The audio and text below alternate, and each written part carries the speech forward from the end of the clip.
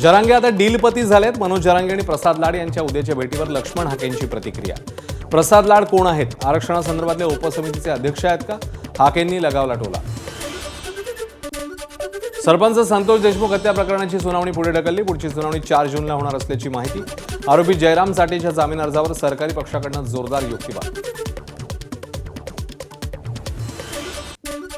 वाशिमच्या रिसोडमध्ये युवक काँग्रेस सरकार विरोधात आक्रमक। नीट पेपर फुटी प्रकरणी एनटीएवर कायमस्वरूपी बंदी घाला आणि पेट्रोल डिझेलचा पुरवठा तात्काळ सुरळीत करा, आंदोलकांची मागणी। मराठवाड्यातल्या शेतकऱ्यांची नांदगावमधल्या पेट्रोल पंपावर गर्दी। एकमेव पंपावर डिझेल उपलब्ध असल्यामुळे नागरिकांची सकाळपासूनच गर्दी। मशागतीची कामं खोळंबल्यानं शेतकऱ्यांमध्ये नाराजी। वसई न्यायालयामध्ये खळबळ। सरकारी वकील 25,000ची लाच घेताना एसीबीच्या जाळ्यात। ऑनलाईन फसवणुकीच्या प्रकरणाला स्थगिती मिळवून देण्यासाठी लाच मागितल्याची माहिती। किल्ले रायगडावरील पायरी मार्ग 30 आणि 31 मे रोजी बंद राहणार। उंच कड्यांवरील धोकादायक दगड हटवण्याचं काम करण्यासाठी प्रशासनाचा निर्णय।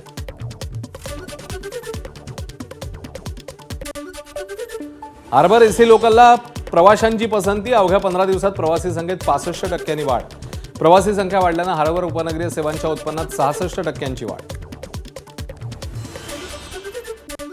तुळजाभवानी मंदिरातलं सर्व प्रकारचं रेफरल दर्शन पास बंद।